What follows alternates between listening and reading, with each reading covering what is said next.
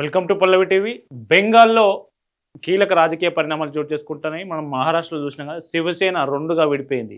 ఏక్నాథ్ షిండే వర్గం ఒకటి, శివసేన ఉద్ధవ్ ఠాక్రే అయితే అసలు శివసేన ఉండెను.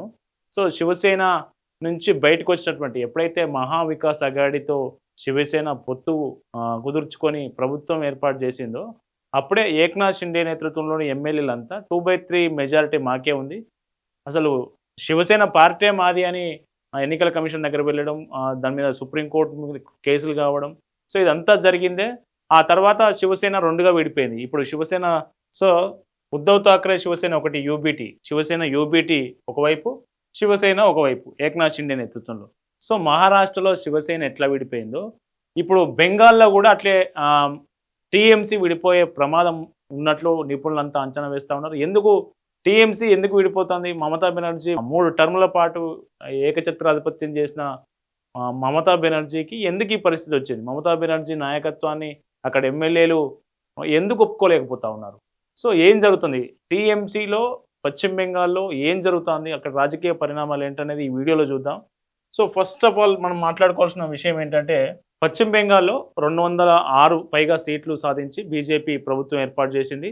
సువేందు అధికారి నేతృత్వంలోని ప్రభుత్వం ఇప్పుడు కొలువు తీరింది. మే 9వ తేదీన ప్రభుత్వం ఏర్పాటైంది. ప్రమాణ స్వీకారం కూడా పూర్తయింది. సో ప్రతిపక్ష నేతగా ఎవరు ఉండాలి? పార్టీ ఫ్లోర్ లీడర్ అంటాం కదా, శాసనసభలో అసెంబ్లీలో ఫ్లోర్ లీడర్ ఎవరు ఉండాలి? దాని మీద తృణమూల్ కాంగ్రెస్ ఏం చేసిందంటే ఒక పర్సన్ పెట్టింది. ఆ పర్సన్ పేరు leader of the అపోజిషన్గా Shobhanath Chattopadhyay అనే ఒక వ్యక్తిని నియమించింది. ఆ శోభనాథ్ చటోపాధ్యాయ అంటే మీకు చూపిస్తుంది చూడండి.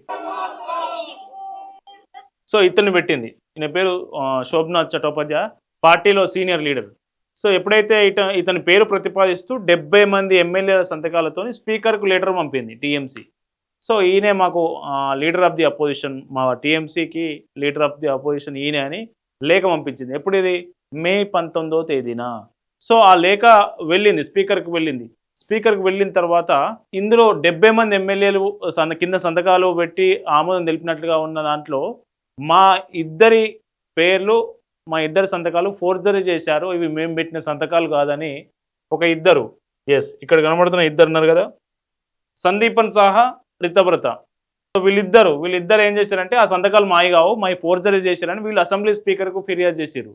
ఆ 70 మంది మద్దతు తెలుపు తృణమూల్ కాంగ్రెస్ నియమించిన ఎవరైతే opposition leader of the opposition ఉందో ఆ కింద సంతకాలు పెట్టిన దాంట్లో మా ఇద్దరు సంతకాలు మేము పెట్టినవి కావు, అది ఫోర్జరీ జరిగింది అని స్పీకర్ ఫిర్యాదు చేశారు.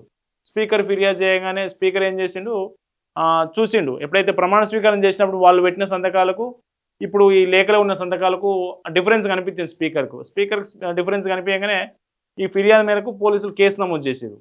కేసు నమోదు కాగానే సిఐడి కూడా ఆ కేసును టేకప్ చేసి దీని మీద విచారణ ప్రారంభించింది. ఒకవైపు విచారణ నడుస్తూనే ఉంది. సో ఎప్పుడైతే వీళ్ళు ఆ సంతకాలు మాయగావని ఫిర్యాదు చేసిరో టీఎంసీ వీళ్ళిద్దరిని సస్పెండ్ చేసింది, పార్టీ నుంచి సస్పెండ్ చేసింది, సందీపన్ సాహా అట్లాగే రితబ్రత. సో వీళ్ళిద్దరూ రితబ్రత బెనర్జీ, సందీపన్ సాహా వీళ్ళిద్దరు బయటకు వచ్చిన తర్వాత ఆ పార్టీలో చీలికలు మొదలైనవి. సో ఎట్లా మొదలైనవి అంటే, మొన్న ఇటీవల మనకు లీడర్ ఆఫ్ ది అపోజిషన్ను నిర్ణయించడానికి పార్టీ ఓడిపోయిన తర్వాత పార్టీ ఎట్లాంటి వైఖరి అనుసరించాలి, నెక్స్ట్ బెంగాల్లో మనం ఏం చేయాలి, ప్రతిపక్ష పార్టీగా ఎట్లా ప్రధాన పాత్ర పోషించాలని ఇట్లాంటి అన్ని వివరాలు మాట్లాడుకోవడానికి మమతా బెనర్జీ ఒక మీటింగ్ పెట్టింది. మీటింగ్ పెడితే కేవలం 10 మంది ఎమ్మెల్యేలు హాజరయ్యారు. సో మొత్తం ఉన్నదంతా 80 మంది ఎమ్మెల్యేలు ఉంటే అలా కేవలం 10 నుంచి 15 మంది హాజరయ్యారు. సో మిగతా ఎమ్మెల్యేలు అందరూ డుమ్మా కొట్టిరు. సో అప్పుడు ఆ డుమ్మా కొట్టిన పరిస్థితుల్లో మమతా బెనర్జీ ఏం చేసిందంటే ఆ మీటింగ్ క్యాన్సిల్ చేసింది. సో ఎందుకు ఎమ్మెల్యేలు అంతా డుమ్మా కొట్టిరు అనేది ఫస్ట్ అక్కడ ఈ మమతా బెనర్జీకి దూరంగా ఎమ్మెల్యేలు ఉండడం అక్కడ మొదలైంది. సో అది మొదలైంది కదా. రీసెంట్గా మనం చూడొచ్చు, మీకు వీడియో చూపిస్తా. రీసెంట్గా అసెంబ్లీలో ఒక అంశం మీద అసెంబ్లీ ఆవరణ నిరసన తెలుపుతూ ఉంటే 80 మంది ఎమ్మెల్యేలు దాదాపు 20 మంది హాజరయ్యారు, దాదాపు ఇంకా 60 మంది గైర్హాజరయ్యారు. సో అసలు విషయం ఏంటంటే, ఇప్పుడు రితబ్రత ఉన్నారు కదా, రితబ్రత బెనర్జీ, ఈయన 50 మంది ఎమ్మెల్యేల మద్దతు నాకుంది, మాదే అసలైన టీఎంసీ అండ్ ప్రతిపక్ష లీడర్ ఆఫ్ ది అపోజిషన్ నేనే అని స్పీకర్ లెటర్ ఇచ్చి కలవడం జరిగింది కొద్దిసేపటి క్రితమే.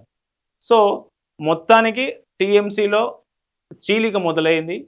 ఈ 50 మంది ఎమ్మెల్యేలు ఎవరైతే ఉన్నారో 50 మంది ఎమ్మెల్యేలు 2/3 మెజారిటీ మాకే ఉంది.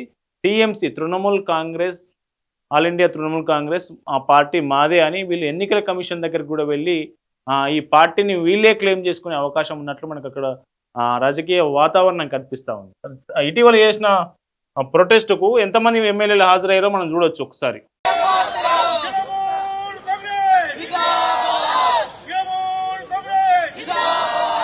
80 మంది ఎమ్మెల్యేలు గెలిస్తే టీఎంసీ ఇక్కడ అంతా ఉన్నది 20 మంది కూడా లేరు. సో టీఎంసీలో చీలిక మొదలైంది. మమతా బెనర్జీ 15 ఏళ్ల పాటు పార్టీని ప్రభుత్వాన్ని ఒంటి చేత్తో నడిపినటువంటి దీది ఇప్పుడు సొంత పార్టీలోనే చీలిక మొదలు కాబోతా ఉంది. టీఎంసీ 2గా చీలబోతా ఉంది. దాదాపు 20 మంది ఎమ్మెల్యేలు మాత్రమే ఆమె వెంట ఉన్నట్లు మనకు స్పష్టంగా తెలుస్తూ ఉంది.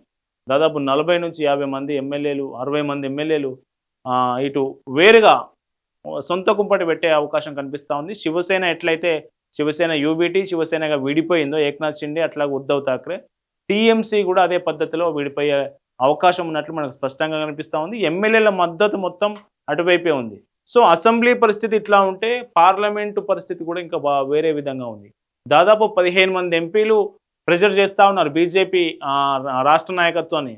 మేము పార్టీలో చేరుతాం, మేము బీజేపీలోకి వస్తాం, మీ పార్టీలో చేరుతామని. 15 మంది ఎంపీలు అంటే లిటరల్గా ఆ సంఖ్య ఎంతైతుందో చూడండి. కానీ బీజేపీ కేంద్ర నాయకత్వం ఒక స్పష్టమైన ఆదేశాలు ఇచ్చింది. ఎవరిని రాజీనామా చేయకుండా ఎవరిని పార్టీలోకి బీజేపీలోకి తీసుకోవడానికి వీల్లేదు.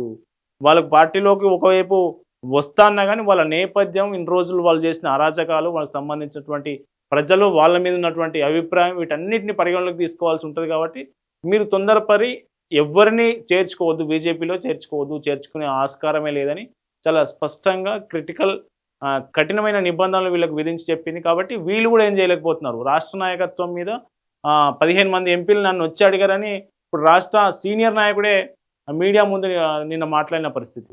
సో బెంగాల్లో ఇక టీఎంసీ పని ఖతమైపోయింది. అది స్పష్టంగా కనిపిస్తూ ఉంది. ఇప్పుడు ప్రభుత్వం ఏర్పడి కనీసం నెల రోజులు కూడా కాకముందుకే పార్టీ 2గా చేయాలి. 50 మంది ఎమ్మెల్యేలు, 60 మంది ఎమ్మెల్యేలు సొంత కుంపటి కోసం వెళ్ళడం. సో లీడర్ ఆఫ్ ది అపోజిషన్ను కూడా మమతా బెనర్జీ పెట్టలేని పరిస్థితుల్లోకి పార్టీ వెళ్ళిపోయిందంటే అక్కడ ఉన్నటువంటి ప్రజలు కావచ్చు, అక్కడ ఉన్నటువంటి వ్యవస్థ కావచ్చు, ఎంత వేగంగా మారిపోతుంది అనేది మనకు స్పష్టంగా అనిపిస్తూ ఉంది. ఈ టీఎంసీ రాజకీయాల మీద అప్డేట్స్ మీకు వస్తూనే ఉంటాయి, చూస్తూనే ఉండండి. ఈ టీఎంసీ చీలిక మీద మీరు మీ అభిప్రాయాలను కింద కామెంట్ చేయండి.